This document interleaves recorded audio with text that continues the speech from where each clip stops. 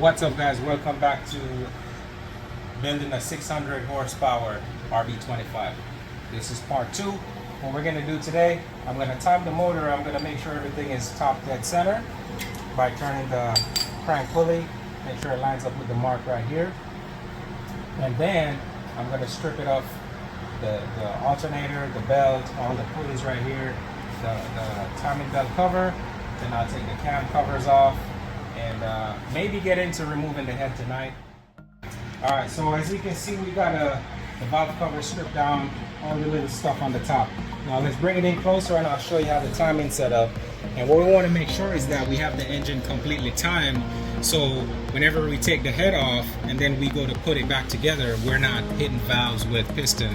So in order to prevent that, you want to have the engine at top dead center in full timing like it is now, and it obviously runs this way, so they're not going to contact. On this motor, the RB25, they're off to the side. So you see the dot right here on the intake side or exhaust side.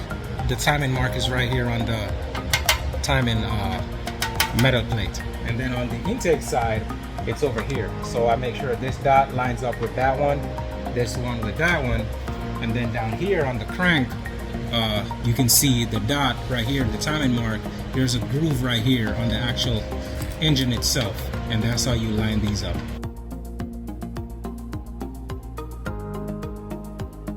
So I'm gonna bring the camera in close. Over here, remember, it's the exhaust side.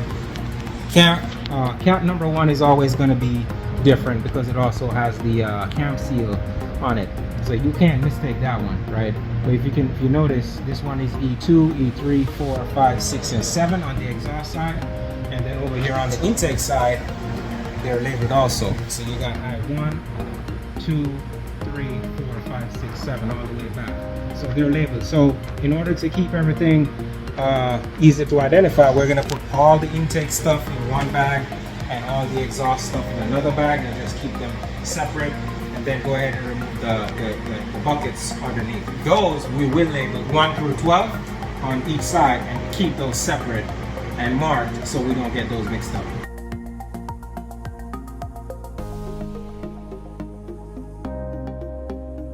I labeled the buckets. First, I clean it off with a rag and some brake cleaner, otherwise the Sharpie will not work.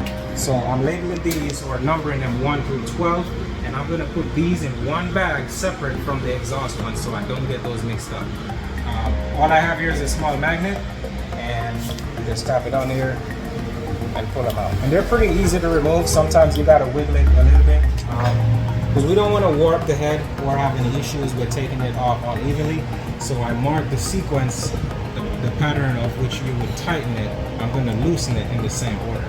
So I'm going to start loosening it from 14 all the way back down to 1, and slowly, little by little, incrementally remove the bolts until they're all loose. Then I'll pop them out, take the head, set it over there, and then we'll see what we're working with as far as how much carbon buildup is in there.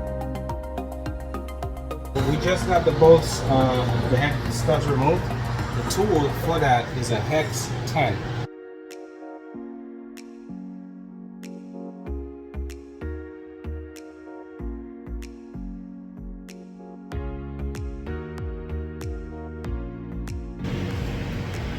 We're getting somewhere, we're getting there.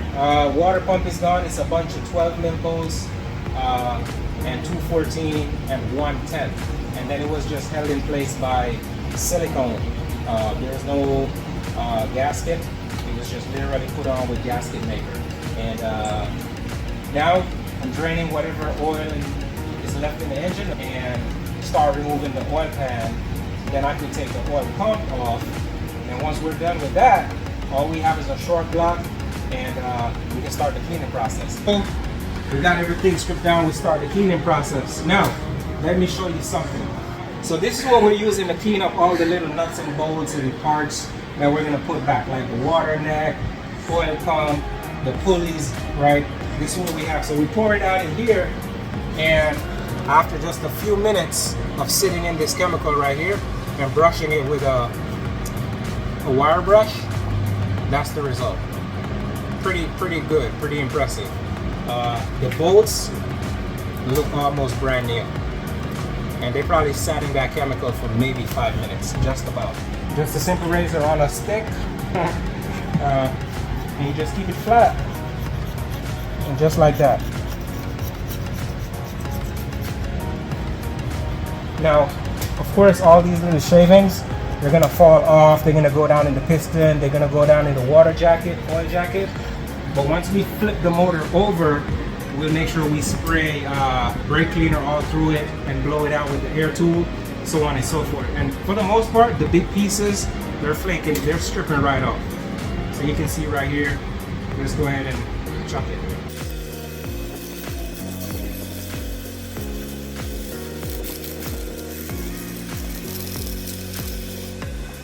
Alright guys, as you can see, we got the engine off the stand for just a little bit more ease. So what we're going to do is, I'm going to remove the retainer and the rear main seal, go ahead and put the new one in, then put it back on the engine stand, take it outside and paint it. We got this retainer all cleaned up, nice and pretty, and I'm going to go ahead and pop the rear main seal in it. It's a Nissan original part. The part number is 12279 2B500. You can go order this from Toyota. My bad, I'm a Toyota guy, but hey, same difference. Not really. And then you can reuse the bolts that came from the stock engine, or if you're like slick, you want to get brand new hardware, you can also get these from Raw Brokerage. And the kit is called the Newbist kit for the rear main seal for RB20, 25, and 26. Now here's a key point. There are 6 bolts that comes in the kit, or if you're reusing the stock ones, there are 6 either way, because there are 6 holes in this thing. However, 2 of them are longer than the rest. Those 2 longer ones go in the bottom 2 bolts, because the part they go through is thicker, hence the reason those are longer. So the 4 shorter ones go up here, and the 2 longer ones, one on the far left and one on the far right. Now, the torque spec for this is like Newton meters, like super, it doesn't take a lot. So I'm just gonna hand tighten these. Of course, I'm gonna put some form in place gasket. The Toyota FIPG works pretty good, so we're gonna use it on this Nissan. It might be blasphemy to some of you guys, but I know the thing works, so we're gonna use it.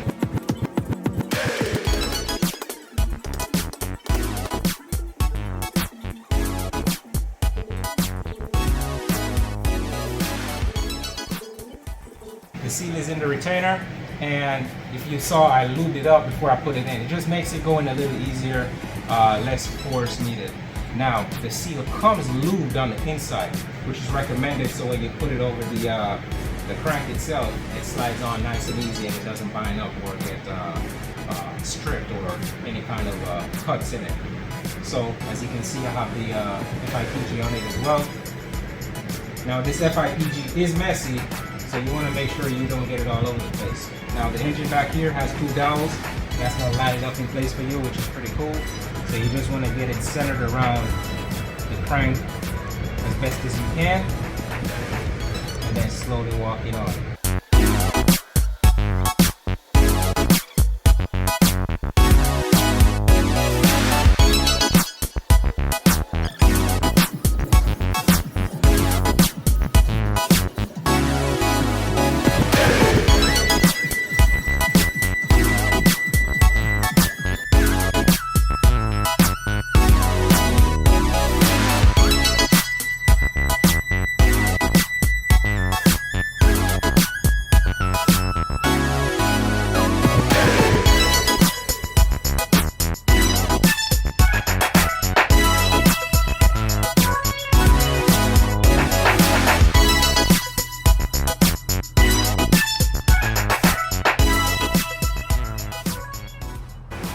So we got the cams installed, and also I didn't show it on camera, but I put lube, assembly lube on the caps before I put them on. And then I couldn't find the actual install sequence, but I just evenly torqued them down by hand until the cam is nice and tight. All the caps are all the way secured. Now I'm going to torque them to 10 foot-pounds.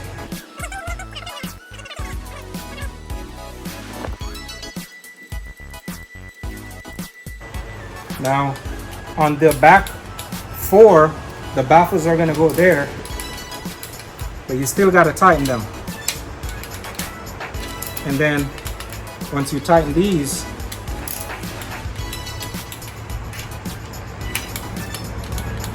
I'm not gonna torque the front ones because I have to take that off so I can put silicone around it and install the cam seal. So I'm just gonna work my way back here. But these two back posts is where these baffles will go, baffle caps. So the baffle caps go right here and sit on top of these two posts right here. And then there are 4 flat washers and 4 crush washers, or lock-in washers, whatever you want to call it. With the cam caps, I'm going to go ahead and put a little bit of silicone. This is going to ensure that nothing leaks by these cam seals. And you want to just take that bad boy, set it down gently where it's supposed to go.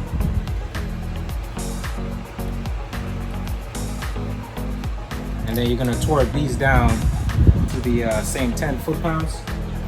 Now, once it dries, tomorrow we'll use a small blade and just trim the excess off. It'll be more rubberized, so it'll be easy to remove.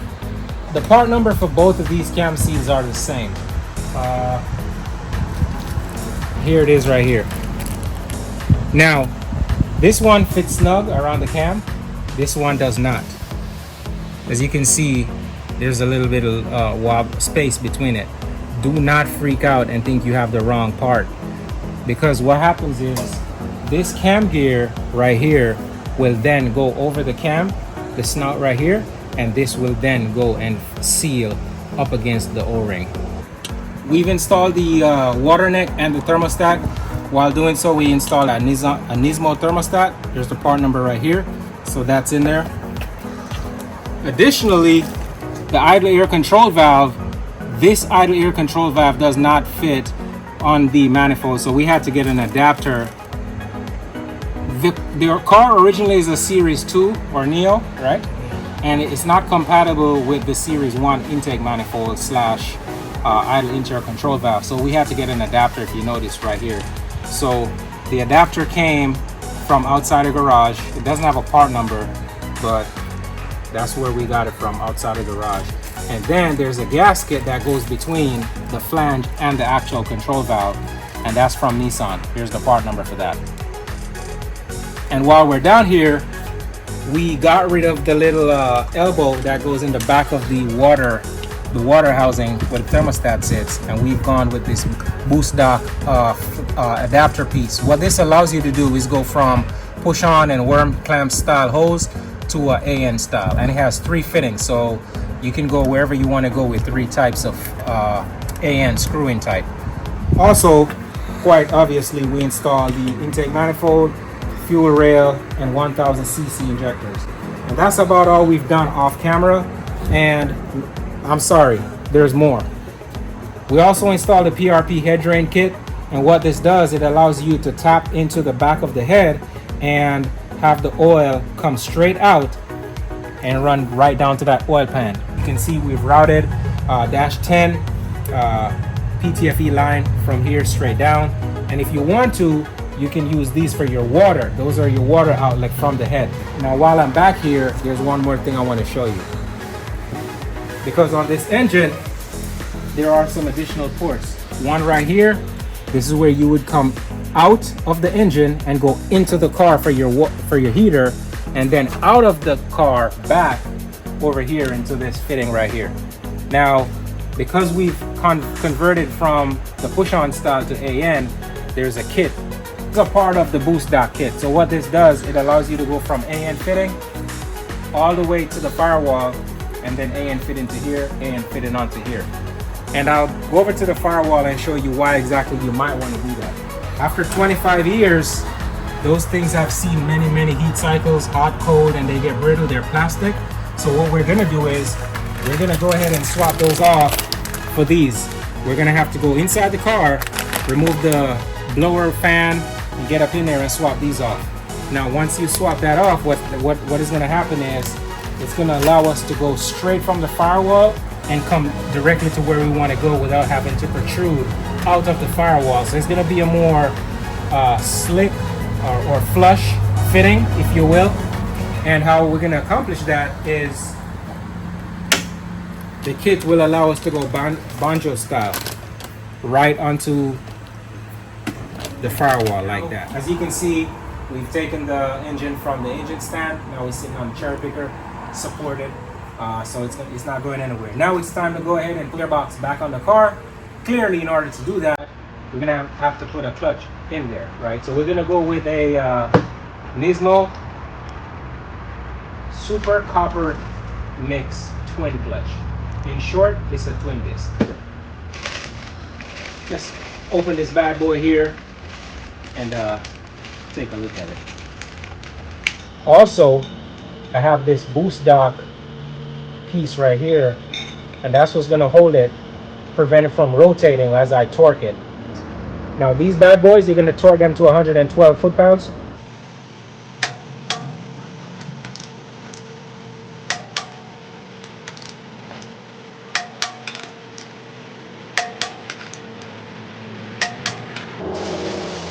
Go ahead and wipe this surface off right here from all the little shipping and packing oil. Same thing over here. Now you can break this down into different, because it's double disc. Here's one, the other one is in here, but it's already set up and sandwiched in here, so I'm not going to separate it because there's really no need to do that. However, I will have to torque these as well. 25 foot-pounds, not too much. But there's also a torque sequence, so I numbered it 1 through 9, as there are 9 bolts on here. So you just want to follow the torque sequence. Again, it's not a lot on these.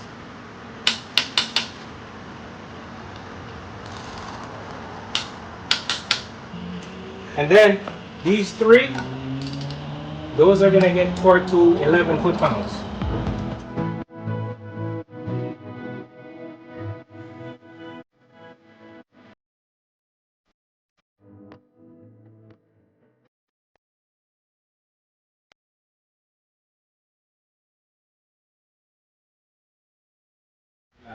Alright guys, as you can see, the engine's in the car, transmission mounts put in, and the engine mounts are in, but we're going to explain something real quick. We bought the Nismo